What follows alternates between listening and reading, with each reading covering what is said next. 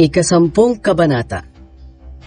Mga kapatid, ang nais ng aking puso at dalangin sa Diyos ay ang kaligtasan ng aking mga kalahing Hudyo.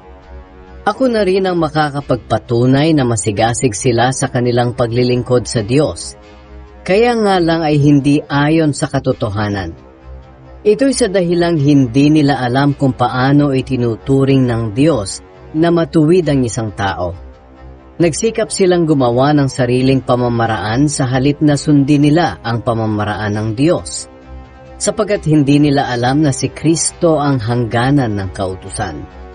Dahil sa kanyang ginawa, ang lahat ng sumasampalataya sa kanya ay itinuturing ng Diyos na matuwid.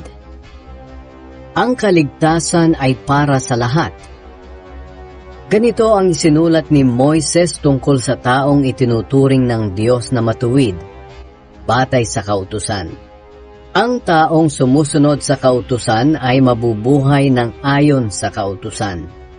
Pero ganito naman ang sinasabi ng kasulatan tungkol sa pagiging matuwid sa pamamagitan ng pananampalataya. Huwag mong sabihin sa iyong sarili, "Sino ba ang aakyat sa langit para ibaba si Kristo?" O di kaya'y, "Sino ang bababa sa lugar ng mga patay para ibangon si Kristo mula sa mga patay?" Sa halip sinasabi ng kasulatan, ang salita ng Diyos ay malapit sa iyo, nasa bibig at puso mo. Ito'y walang iba kundi ang pananampalataya na ipinangangaral namin, na kung ipapahayag mo na si Jesus ay Panginoon at sasampalataya ka ng buong puso na muli siyang binuhay ng Diyos, maliligtas ka.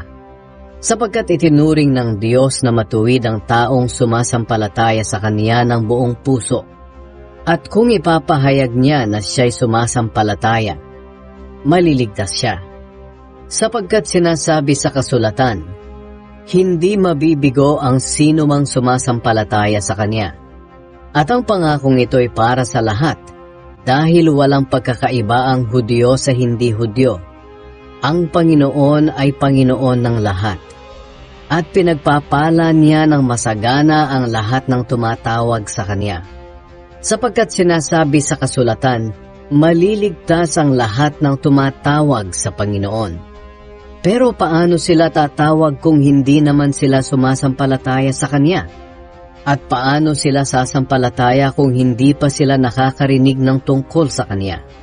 At paano sila makakarinig kung walang nangangaral? At paano makakapangaral ang sinuman kung hindi naman siya isinugo? Ayon sa kasulatan, napakagandang pagmasdan ang pagdating ng mga nagdadala ng magandang balita. Pero hindi naman tinatanggap ng lahat ang magandang balita. Sinabi nga ni Isayas, "Panginoon, sino po ba ang naniwala sa sinabi namin?" Sasampalataya lang ang tao kung maririnig niya ang mensahe tungkol kay Kristo, at maririnig lang niya ito kung may mga ngaral sa Kanya. Ito ngayon ang tanong ko, hindi ba nakarinig ang mga Israelita? Nakarinig sila, dahil sinasabi sa kasulatan, narinig sa lahat ng dako ang kanilang tinig, at ang sinabi nila ay nakarating sa buong mundo. Kung ganoon, hindi ba nila ito naunawaan? Naunawaan nila.